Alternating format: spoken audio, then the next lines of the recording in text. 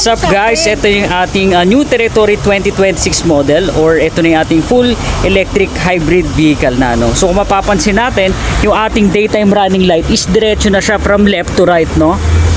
Compare sa base model natin, pwede mo naman siyang i-upgrade. So sa ating logo, kung mapapansin mo, is ano na rin siya, umiilaw na rin siya. Pero hindi nila inalis yung ating honeycomb grill, mas pinalaki pa siya. So kung mapapansin din natin, wala na tayong fog lights, no, kasi malakas na yung ating ilaw, kaya tinanggal na rin siya. Then kung mapapansin natin sa kanya, isa sa pinagbago na rin sa kanya yung ating wheels, no. Iba na yung itsura niya. Ang sukat ng wheels natin is 19 inches. Yan, kung makikita natin. Then may decals na rin siyang hybrid, kaya ma-identify na natin na hybrid na siya, no, yung ating New Territory. So pagdating dito sa loob, check natin. Sa loob, makikita natin yung stitches natin, no, nagbago na rin siya, iba na yung kulay niya. Ano siya, green na siya. Sa loob.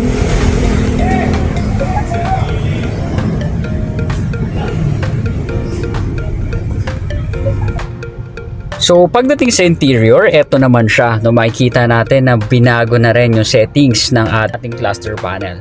Ganun din dito sa ating infotainment, iba na yung settings niya, no? Pero kung mapapansin natin, same pa rin ng lapad, 12 inches pa rin siya.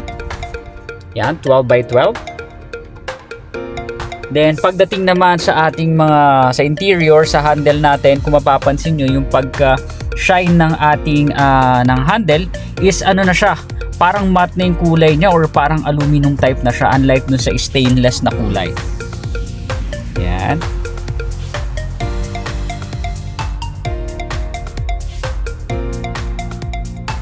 So sa Territory, halos same pa rin naman. Kung makikita natin dito, hindi naman tinanggal yung kanyang ang ating wireless charger. Same settings pa rin ng previous na ating aircon settings.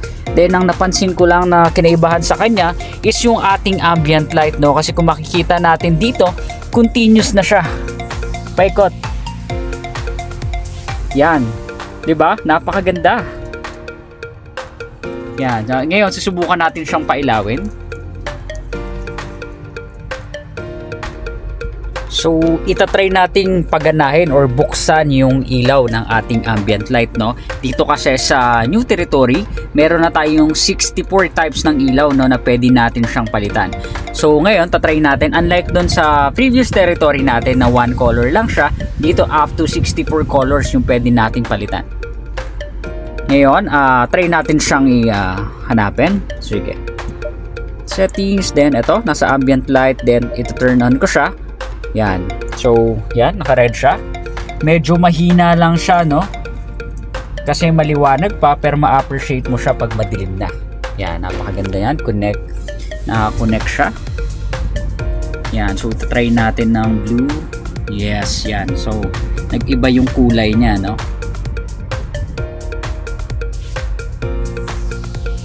Hanggang dyan siya. So sa kulay, pwede kang mamili. Ito siya. Yan, sige. Turn on natin siya. Tapos ano pa ba? Wireless charger, nandito pa rin sa electronic shifter. Ito pa rin siya.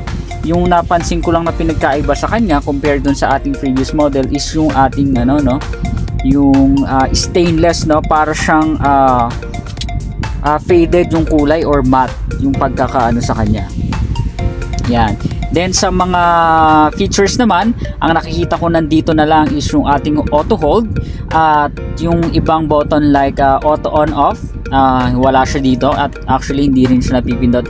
Pero upon checking kanina, nakita ko may settings pa rin dyan ng warning sensor. Nasa infotainment na natin siya, wala na siya dito sa button natin. Yan, check natin. Yan. So sa settings, same na same pa rin. Ito pa rin sa rear view mirror natin. Auto dim pa rin siya once na na-detect ng ating rear view mirror na naka-high beam yung nasa likod nating sasakyan. Automatic nagdi-dim na siya, no, para hindi nasisilaw yung driver sa reflection ng ilaw galing dun sa likod. So halos the same pa rin naman. Equip pa rin tayo ng auto rain sensing. Yan, may settings pa rin tayo ng auto rain sensing.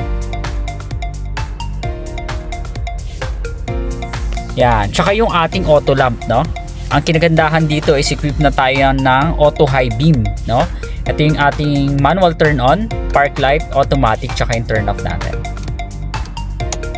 Yan, same pa rin, halos hindi na bago. Yan, dito sa adaptive cruise control, dito kasi kay X variant, adaptive cruise control na yun nandito sa kanya. So pwede kang mag-set ng ating cruise control set. Yan, makikita natin yan. Then yung distance doon sa sinusundan natin. So dito, pwede mo na siyang iset, no, sa distance bar kung gaano kalayo or yung distansya ng sinusundan nating sasakyan. Yan, pwede mo siyang iset. From 1 to 4 siya. Then yung ating lane keeping assist. Sa lane keeping assist meron na tayong dalawa, no. Yan yung ating lane departure na kapag nade-detect ng territory na lumalabas ka sa linya, bibigyan kanya ng warning, no. Pag dinisregard natin yung warning na yon, doon naman papasok si lane keeping aid. So magba-vibrate yung manibela mo, then ibabalik kanya ng kusa doon sa lane mo for safety. Natin yung ating side mirror, equip pa rin tayo ng BLIS or blind spot information system. So dito natin madedetect once na may overtake sa atin galing sa likod, no. Iilaw yung part ng side mirror natin kung saan may overtake sa atin. For example, may overtake sa kaliwa, iilaw yan, yung dots na yan sa left side natin. Ganon din sa right side natin.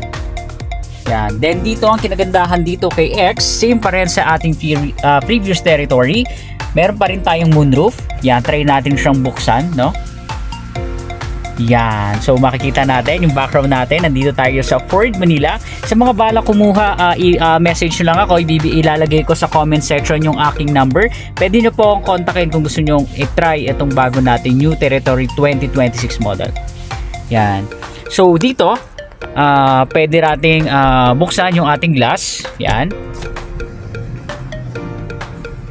Yan. Sa glass natin, actually, partially open lang siya. Half side lang yung pwede nating buksan. Yan. Then close.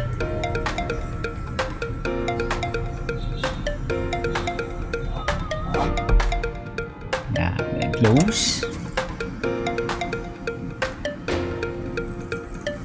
Yan. One click lang siya, no? Automatic na naman siya.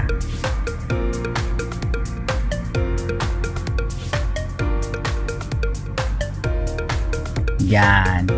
So, yun, napakaganda, no? Kompleto pa rin tayo yung mga automatic features. Hindi pa rin siya tinanggal katulad ng ating headlight, yung ating automatic headlight. Ang kinagandahan dito, once na naka-automatic ka, for example, papasok ka ng tunnel, no? Then na-detect ni territory na madilim, automatic na siyang nagbubukas ng ilaw.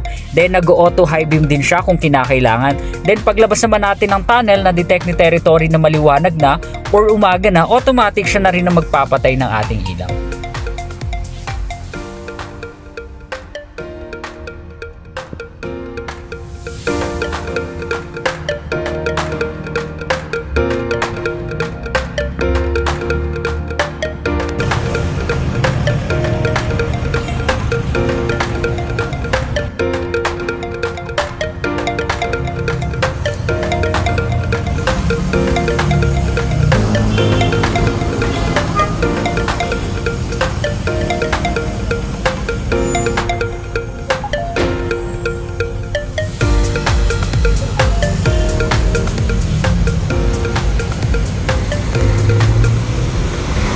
Yan, isa pang kinagandahan dito sa atin, sa door handle natin, equip na rin tayo ng smart keyless entry, no?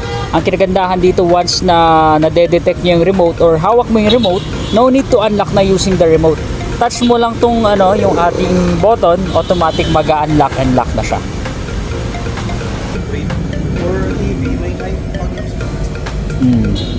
sa video. Video ba yung video? Video. Ito, buksan ko? Sige. 1, 2. Bakit di naman?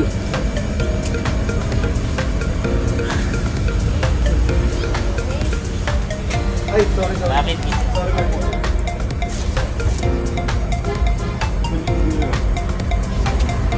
Ang bago sa pass mo. Bigat nga eh. So ano nga ba yung advantage ni New Territory kesa dun sa ating previous Territory? Dito kay New Territory, siya ay full hybrid electric vehicle. So once na yung speed natin is dual motor na siya, no? Once na yung speed natin is 0 to 50, ang ginagamit lang niyang motor is yung ating electric motor. So kapag nag-range naman siya more than 50, doon naman papasok or doon naman magki-kick in yung ating ICE. Yung ICE, yan yung ating internal combustion engine, which is gas na yung ginagamit niya. So ang kinagandahan pa dito, itong vehicle natin or ang New Territory ay equipped na ng regenerative braking. So kapag nagbe-brake tayo, especially sa mga traffic, doon natin maggamit yung ating regenerative braking, no? Kasi stop and go features, ang kinagandahan natin, the way na nagbe-brake tayo, nagge-generate tayo ng power, no? China-charge natin yung ating electric motor or yung ating battery. So napapatagal niya yung gamit natin ng electric motor. So natitipid din natin yung ating paggamit ng gas. So once kasi na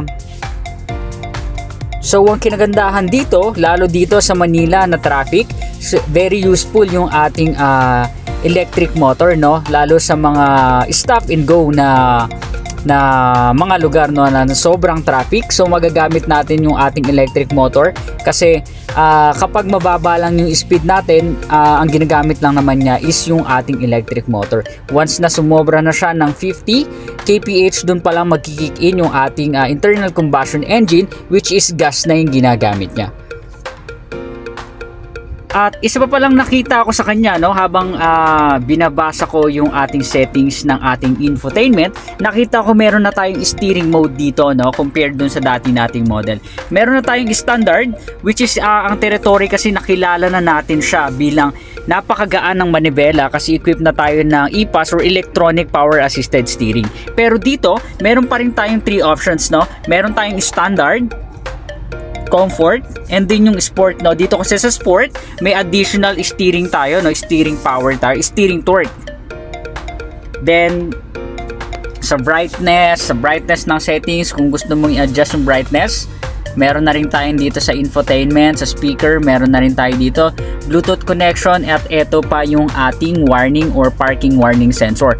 Itong parking warning sensor, ito yung nakikita natin na dito nakalagay, no? So itong button na to sa previous model natin. So magagamit mo siya once na nag-reverse ka, ito yung nagbibigay ng warning, no? Pero once na tinurn mo siya, yan, pwede mo siyang i-turn off na kung naiingayan tayo. Pero ina-advise namin dito sa dealership na i-on natin siya always kasi isa siyang driver assistance, no, para ma-avoid natin yung mga possible collision. Yan. So, ganun pa rin, same pa rin. Meron pa rin siyang 360-degree camera, no? Once na may possible collision or may nade-detect siyang collision, automatic na rin nag-turn on yung ating 360-degree camera. Video ko, pre?